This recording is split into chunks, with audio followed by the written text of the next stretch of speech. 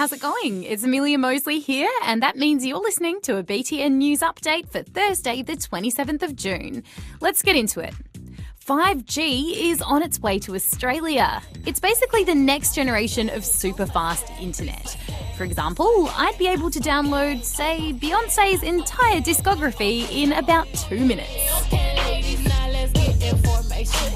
While that sounds great and all, some experts are worried there could be a few problems, like Aussie data plans not being able to keep up with the changes 5G will bring, like quicker downloads, high-res streaming and bigger websites. Also, a team of scientists in the US reckon the new network around the world could interfere with satellites, which could impact the weather. Well, not the actual weather, but how we record and predict the weather. 5G is still a little way off for us, and you'll need to have a device and service provider capable of using the 5G network. But it's certainly got a lot of people talking, FaceTiming, tweeting, vlogging, posting. You may be rugging up for winter right now, but over in Europe, people and animals are doing whatever they can to deal with a heat wave. While heat waves in Europe can sometimes mean partly sunny and 25 degrees, they actually have something to sweat about this time, with cities like Madrid hitting more than 40 degrees. Some other cities, like Paris, have had to close schools, and zoos have been feeding animals icy treats and splashing them down with hoses.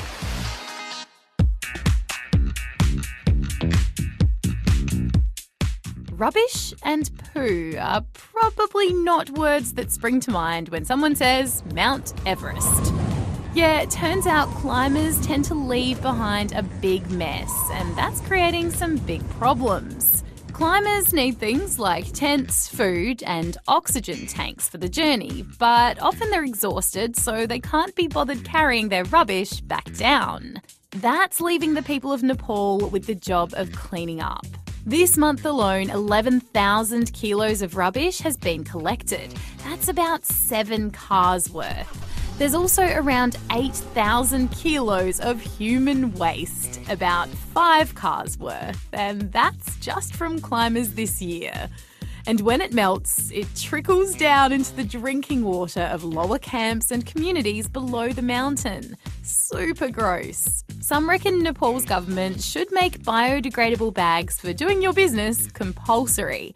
They could also make climbers register their gear and pay a deposit that they only get back if they return with all of their stuff. Avengers Endgame is now the highest earning movie of all time at the box office. Well, sort of. It's made around $3.93 billion so far, which is more than the previous record holder, 2009's Avatar. You're not in Kansas anymore. You're on Pandora. You should see your faces. That's if you're ignoring the little bit of extra cash Avatar made when it was re-released in cinemas.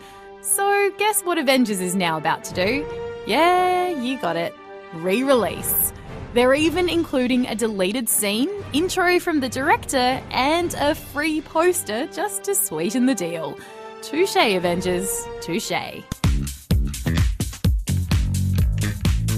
And finally today, Big Kev, a beloved brontosaurus statue in Palmerston, Darwin, is set to be taken down to make way for a new business.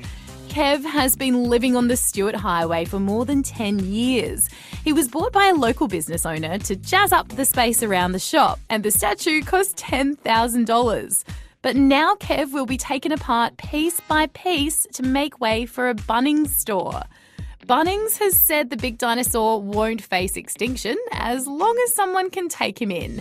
And that's got quite a few locals offering up their backyards. And that's all the news I've got for you today, but make sure to tune in tomorrow for the final episode of the BTN podcast. Sadly, we have to wrap things up for now, but more on that tomorrow. I'll speak to you then.